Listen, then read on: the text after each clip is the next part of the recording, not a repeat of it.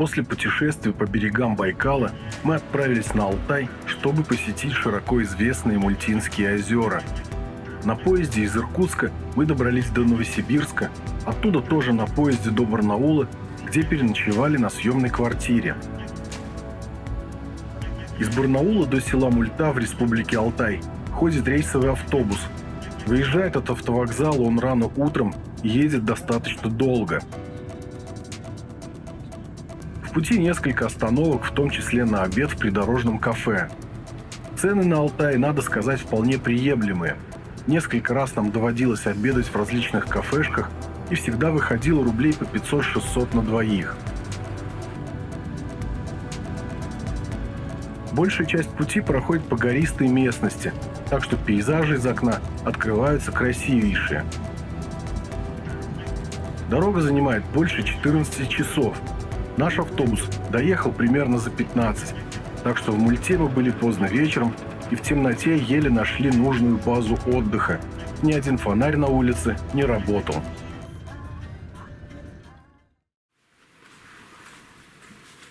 Мы остановились на территории базы отдыха Алтайна. Номер не бронировали, а решили ограничиться ночевкой в палатке. Тем более, что все места были заняты. Душ входит в стоимость аренды, и это большой плюс. На территории базы можно оставить даже машину. Места хватает. Снять можно как койки в хостеле, так и номера в домиках различного уровня комфорта.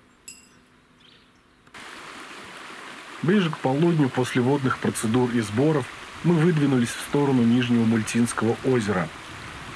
От Алтайна до него 21 километр. Часть пути проходит по пыльной грунтовой автодороге, соединяющей Мульту и село Моральник. Стояла жара, и идти было тяжеловато. Вдруг через пару километров возле нас остановился микроавтобус, и водитель предложил подвезти как раз до Моральника. Это почти половина пути. Как тут не согласиться? В принципе, можно доехать и до самих озер. Каждый день туда и обратно ездят по несколько автомобилей ГАЗ-66. Но стоимость колеблется от 2000 рублей за человека. Пешая или конная тропа начинается на правом берегу реки Мульта перед мостом. Здесь сразу же туристов встречает огромная свалка. То ли местные турбазы грешат, то ли жители Моральника. Но выглядит это крайне неприятно. Как и практически везде на Алтае, тропа местами сильно разбита лошадьми, поскольку конные экскурсии пользуются большой популярностью. Иногда встречаются и следы квадроциклов. Через пару-тройку километров от моста лес расступается и открывается большой луг с пасущимися на нем коровами и лошадьми. Здесь же стоят избушки пастухов, старые и новые. Возле них протекает ручей, возле которого мы остановились пообедать и отдохнуть в тени деревьев. Долго отдыхать, однако, не получилось. Мухи и оводы переключились со скотины на нас, и нам пришлось оперативно удирать. Естественно, помимо домашних животных, в лесу можно встретить и диких, но в основном это бурундуки и белки. На тропе много туристов, одиночки, пары вроде нас, большие группы. Мультинскими озерами маршруты не ограничиваются. Тропы разбегаются по лесу в разных направлениях, и по ним можно уйти в долины первой и второй черных речек, рек Акчан и Куйгук. Через одну из них, реку Куйгук, проходит и наш путь. В одном месте возле стоянки есть брод через нее, но мы нашли и мост Бревно, буквально в 100 метрах выше по течению. Отсюда уже рукой подать до озера. За Мультой видны домики баз отдыха, а через реку перекинут подвесной мост. Чуть выше есть неглубокий брод, но мы решили пройти здесь. Однако, я скажу, идти по этому мосту страшно. Уж очень сильно он шатается. Туризм в районе Нижнего озера развит хорошо. Кругом построено множество помещений для туристов, а северная часть озера полностью платная. Вид отсюда, конечно, шикарный. Здесь все оборудовано для комфортной стоянки. Кострища, умывальники, туалеты. Но платить за ночлег под открытым небом не хочется. И мы ушли на восточный берег.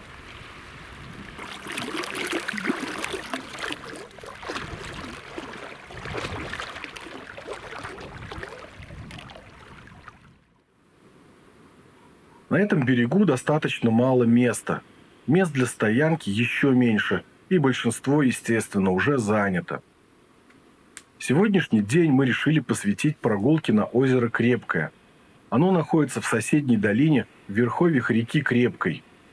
Для этого пришлось немного вернуться и пройти через все платные людные места.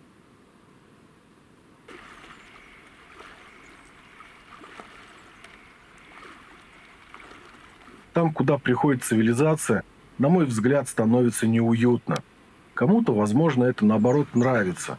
Есть все удобства и комфорт для отдыха, но захламленность, куча техники на природе не позволяют в полной мере наслаждаться ею, а уж разбитые в хлам дороги и вовсе удручают. Вскоре в лес сворачивает узкая тропинка, а там под ногами раскинулись целые плантации черники. Тут невозможно не остановиться хотя бы минут на 10.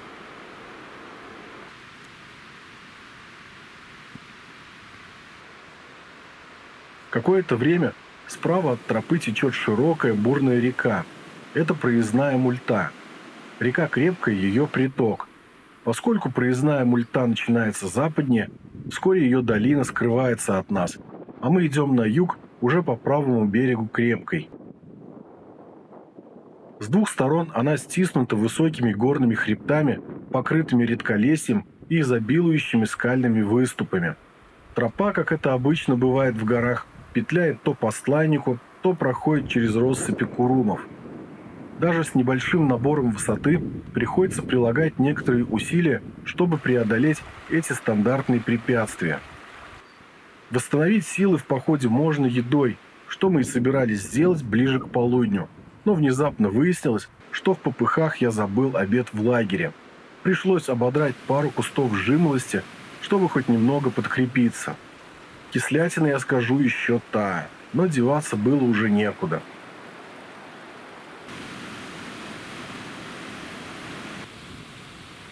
Примерно через час после импровизированного обеда впереди стали показываться высокие горные вершины, на которых местами лежат небольшие ледники. Это значит, что мы уже подошли к озеру. Как и большинство горных озер на Алтае, да и не только, оно имеет бирюзовый оттенок, обусловленный растворенными в воде горными породами. Именно тающие ледники являются причиной такого цвета. Во время активного их таяния породы разрушаются при перепаде температур днем и ночью, во время движения ледника и по многим другим причинам. В результате всех этих процессов появляется так называемая горная мука, мельчайшая каменная пыль. Стекающие с гор бурные ручьи и реки несут эту взвесь на многие километры. В озерах же, где большая глубина и течения практически нет, она, отражая от солнечного света спектр от зеленого до голубого, позволяет нам наслаждаться такими незабываемыми красками. И здесь еще эти цвета выражены не так ярко, как, например, в Шавлинском озере или в реке Катунь, особенно ближе к осени.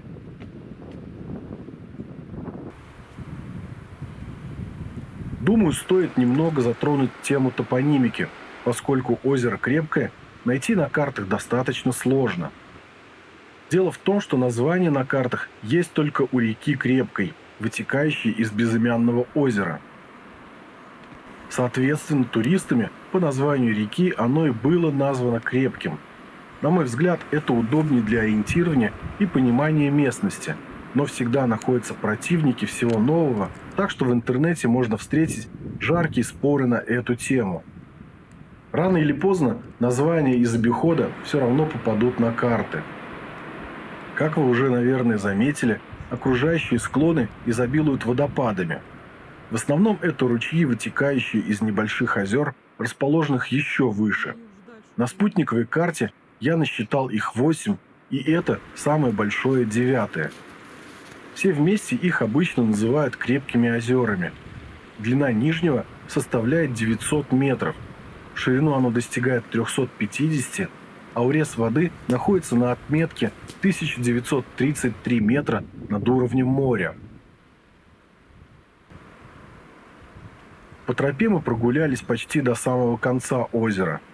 Там нам встретился турист-одиночка. Он собирался через перевал Детский уйти в долину Мульты. Нам тоже можно было бы пройти тем же путем, но мы побоялись, что подъем отнимет много сил, а мы уже окончательно проголодались, устали и подумывали о возвращении к лагерю. Да и погода начинала портиться. Непременно мы сделали кучу фотографий для личного архива, потому что в таких уникальных и красивых местах доводится бывать нечасто.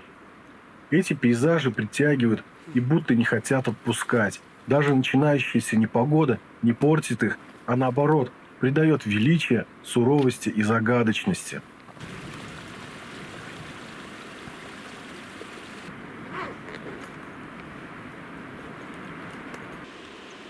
Ливень застал нас на обратном пути, и идти пришлось по мокрому лесу и мокрым камням. Скорость при этом, естественно, небольшая. А потом мы и вовсе застряли на одном месте, когда нас отвлекли пищухи. Как выяснилось, эти маленькие зверьки, похожие на грызунов, таковыми не являются, а относятся к зайцеобразным. Их еще называют сеноставками, поскольку в зимнюю спячку они не впадают и все лето заготавливают траву, пряча ее под камнями и корягами. Ну а зимой, соответственно, питаются своими запасами.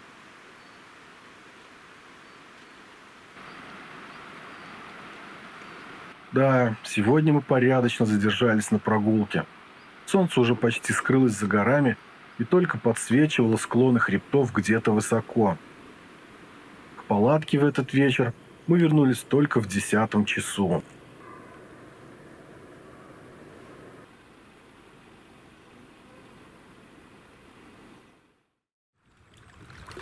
Следующим солнечным утром мы отправляемся дальше исследовать Мультинские озера.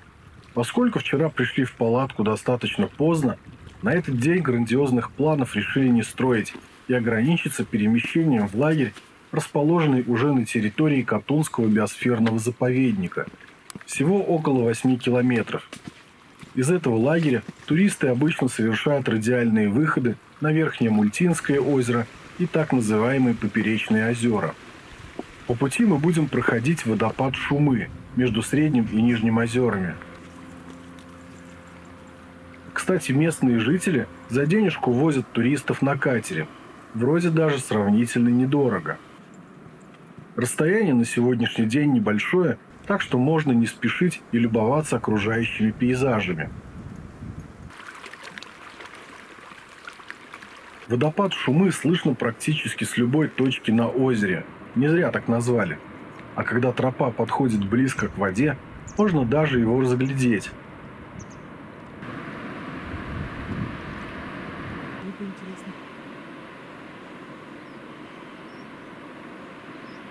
По сути, он представляет собой огромный каменный завал между Нижним и Средним Мультинскими озерами. Вода с шумом течет между этих камней, и аккуратно забравшись по ним в середину потока, можно хорошо рассмотреть как сам водопад, так и нижнее озеро, словно на ладони.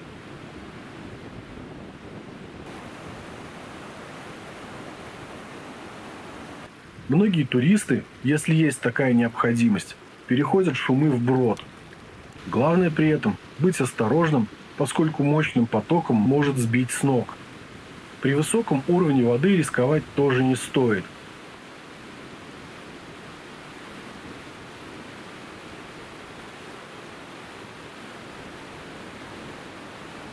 Мы заметили, что в самом конце водопада расположились рыбаки со спиннингами. Скорее всего, они ловили хариуса, который любит быструю, чистую и прозрачную воду. А некоторые туристы, приезжающие на однодневные экскурсии, чтобы сократить время и сэкономить силы, доезжают до Шумов на катере, поднимаются к Среднему озеру, а там уже на другой моторке едут до кордона заповедника.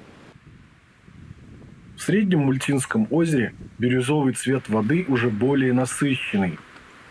Горные хребты, сжимающие с двух сторон Мульту и оба озера, становятся выше. На их склонах все чаще встречаются россыпи курумов и вырастают величественные скалы.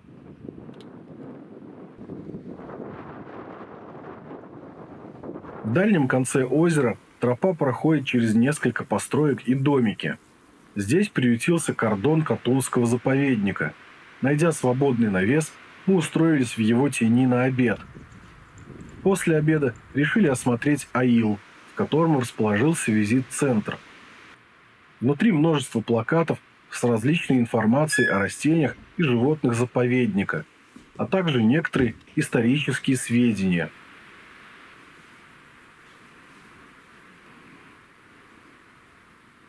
Затем мы отправились в дом к егерям, чтобы оформить разрешение на посещение заповедника. Здесь возьмут плату как за вход, так и за размещение палаток. А вот магнитов на холодильник у них, к сожалению, не оказалось. Чем выше поднимаешься в горы, тем грандиознее и впечатляюще становятся окружающие пейзажи. Иногда с тропы открывается такой вид, что даже и не верится, что ты все это видишь своими глазами. Покрытые ледниками вершины и склоны Катунского хребта, яркая зелень тайги и нереального цвета вода в Мульте. Ведь именно за такими видами и едут туристы в горы Алтая. Кстати, в 2021 году Республику Алтай посетило более 2 миллионов туристов.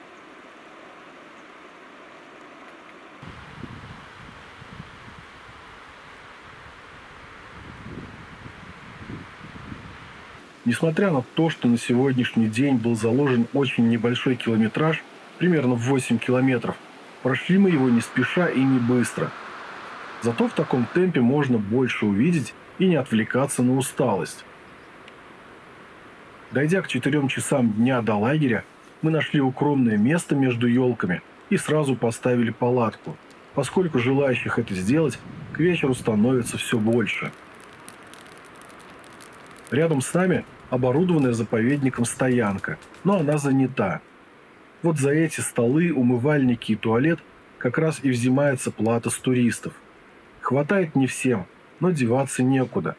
Зато есть плюсы – нет разбитых техникой дорог. На следующий день хорошая погода закончилась, а мы отправились на экскурсию к озеру Верхнему Мультинскому. По пути примерно через километр от нашей стоянки проходим еще одну. Дальше этого места размещаться с палаткой запрещает заповедник. Тропа проходит через реку Поперечную, через которую перекинут мост. С него открывается вид на небольшой водопад на этой же реке.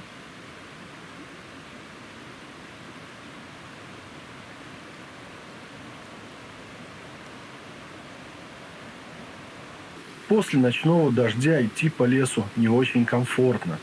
С ветвей капает вода, ноги скользят по камням и корням деревьев. Вручают трекинговые палки, дающие дополнительные точки опоры. Касательно топонимики сделаю еще одно замечание. На многих картах озеро Верхнее Мультинское не имеет названия. Зато озеро Поперечное, на которое мы пойдем завтра, названо Верхним Мультинским. Это опять же вызывает споры у людей. Здесь я буду приводить названия, взятые из ОСМ карт. Тем более, что они совпадают с указателями в заповеднике. Думаю, так будет проще для всех. Так что продолжаем идти на озеро Верхнее Мультинское.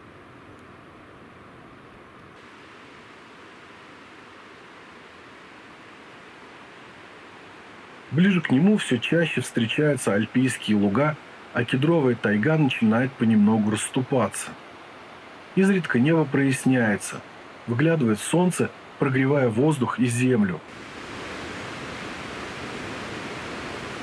Из-за влажного воздуха в такие моменты становится трудно дышать, но первый легкий ветерок и снова чувствуется горная прохлада.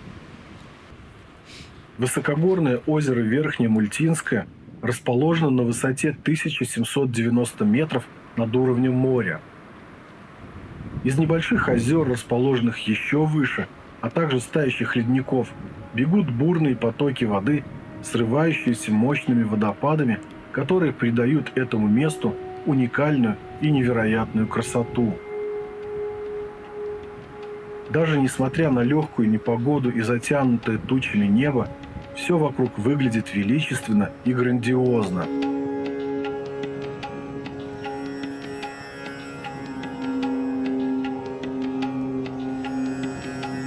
Примерно в середине озера, на его правом берегу, есть небольшой каменистый мыс. С него открывается превосходная панорама, так что мы не смогли оставить его без внимания. Помимо этого, здесь можно сделать очень хорошие фотографии на фоне гор.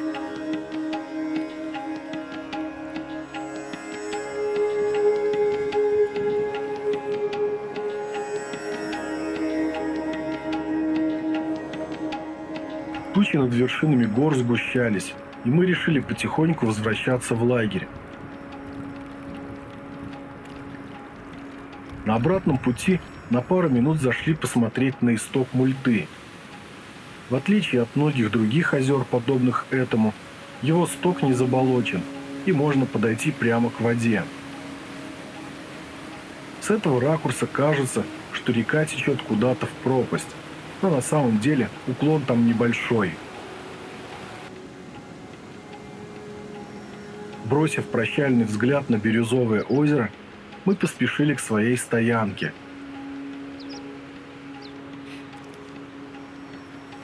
Изредка между туч просвечивало солнце, ненадолго освещая наш путь.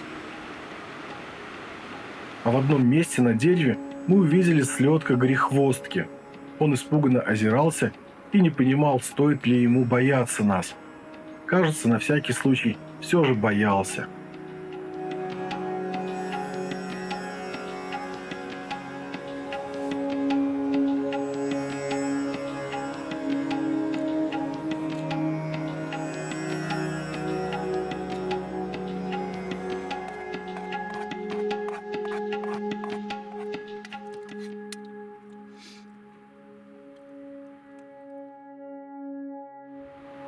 Утром мы отправились на поперечные озера. Вроде бы погода даже немного наладилась. Небольшая облачность зависла над горами, но сквозь нее как будто проглядывало солнце. В этот раз реку Поперечную переходить не пришлось. Тропа идет по ее правому берегу. В одном месте с тропы открывается вид на соседний хребет. Над водопадом хорошо виден перевал Детский, за которым находятся крепкие озера. Местами путь проходит через россыпи курумов. Там нам встретился целый зоопарк мелких животных. Сначала взрослая горехвостка, а затем пищухи. В этот раз мы застали их за заготовкой травы на зиму, поэтому решили задержаться, чтобы поснимать этот процесс. Некоторые пищухи, заготавливая траву, ждут ее высыхания, за что были названы сеноставками. Но так делают не все, и многие из них просто складируют ее в кучи. Если это происходит в горах, то чаще всего траву они будут прятать под камни.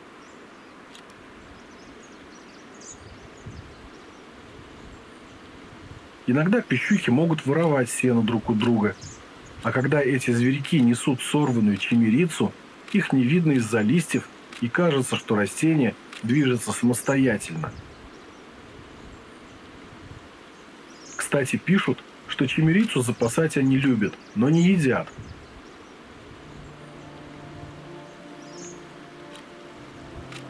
В конце концов, нам повстречался поползень, который усердно пытался спрятать куда-нибудь кедровый орешек.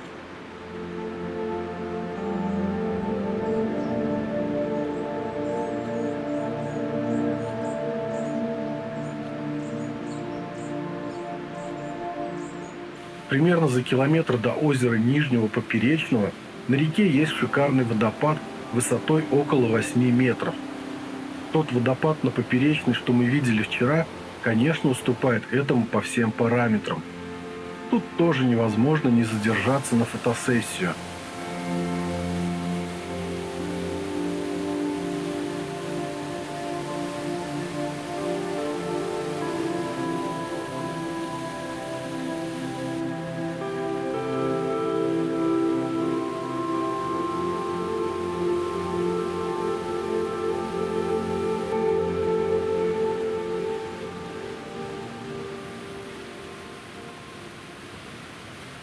Появившиеся из-за деревьев высокие горы, покрытые ледниками, говорят о том, что мы подходим к озеру.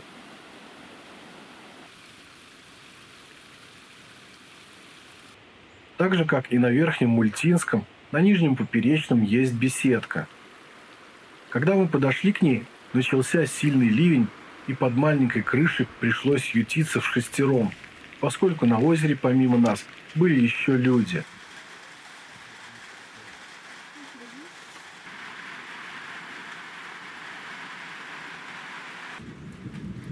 Дождь шел не менее получаса, кое-кто даже начинал замерзать. Зато как только он закончился, все разбежались гулять. Жалко было только, что промокли трава и высокий стланник, поэтому в ближайшие несколько минут все были по пояс мокрые.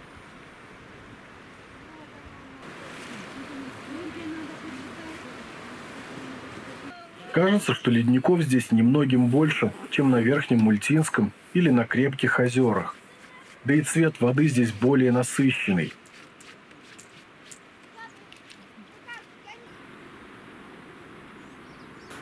Многие люди считают, что озеро Нижнее Поперечное самое красивое из Мультинских озер благодаря этому сочетанию цвета, низкой горной растительности и контрасту с нависающими над ним ледниками.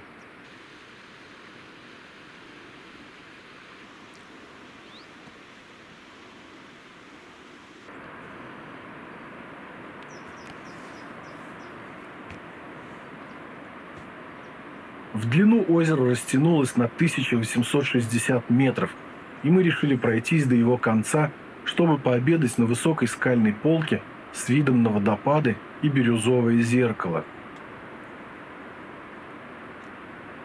По пути нам навстречу шли двое мужчин.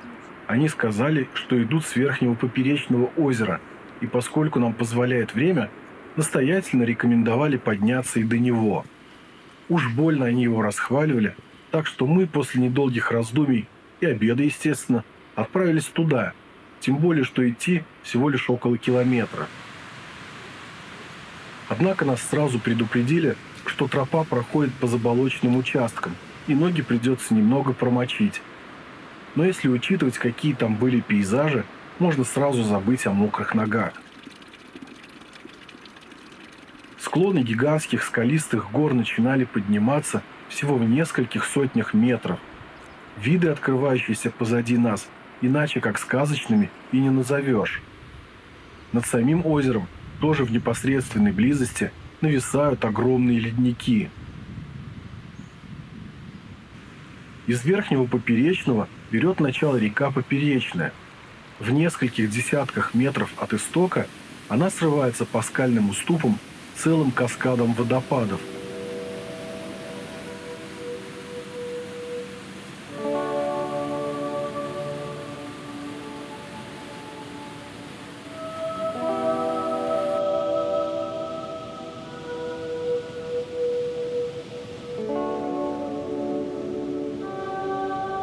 Урез воды озера находится на высоте 2066 метров над уровнем моря. Это самое высокое из озер, на которых мы побывали в этом небольшом путешествии.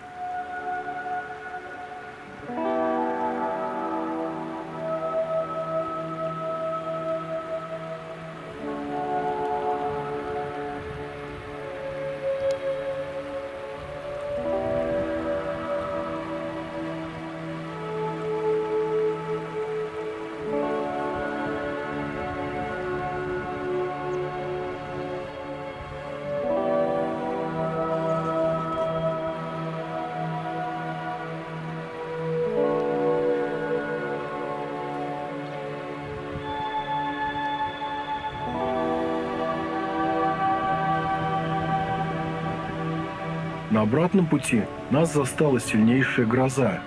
Ливень шел сплошной стеной, видимость была около 100 метров, а один раз в противоположный берег нижнего поперечного озера даже ударила молния.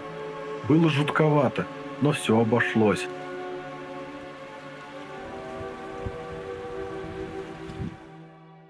В последний походный день погода окончательно испортилась. На вершины соседних гор сползла низкая облачность, то и дело проливающаяся холодными дождями. Пока мы шли по мокрому лесу, вымокли абсолютно полностью. Сверху от дождя и снизу от мокрой травы. В одном месте, задержавшись на мокром курумнике, увидели пробегающую норку. Я еле успел достать камеру, но снять успел только как она ловко прыгнула за камни. Пережидая под деревом очередную порцию дождя, мы поняли, что дойти за день до поселка будет сложно. Все вещи на нас промокли, так что ночевать в палатке тоже сомнительное удовольствие. Мы решили попробовать доехать на машине. Главное, чтобы были места. Нам повезло, но пришлось подождать до 5 вечера, когда вернутся все туристы, разбежавшиеся по экскурсиям. А пока ждали, любезный водитель отпаивал нас горячим чаем из термоса. Вернулись мы на базу Алтайна, поскольку оставляли там на хранение часть своих вещей. В этот раз хостел был свободен полностью, и мы расположились в нем вдвоем. Вечером купили билеты на автобус до Барнаула. Места были, но за сутки до отправления оставалось их уже мало. Поскольку автобус выходит практически в ночь, свободного времени на следующий день у нас было много, и мы решили потратить его на прогулку к реке Катунь, а заодно посмотреть Уймонскую степь, большую межгорную котловину, по которой, собственно, Катунь и протекает.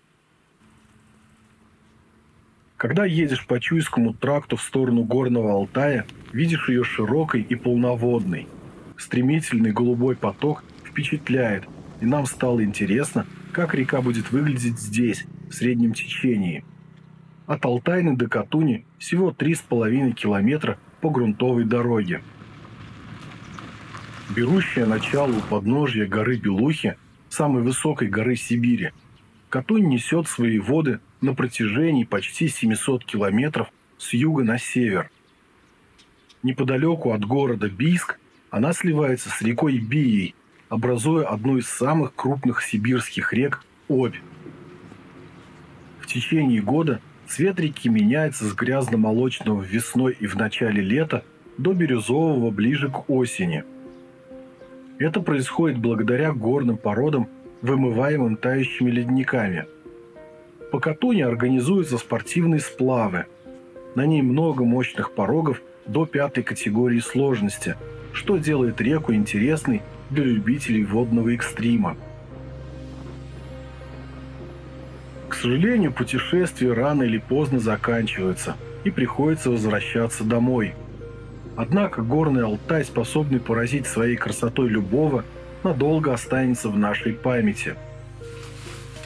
Вернувшись в хостел, мы собрали рюкзаки и отправились в кафе, расположенное рядом с автобусной остановкой. Перекусить стоит плотно, поскольку в Барнаул мы приедем только утром.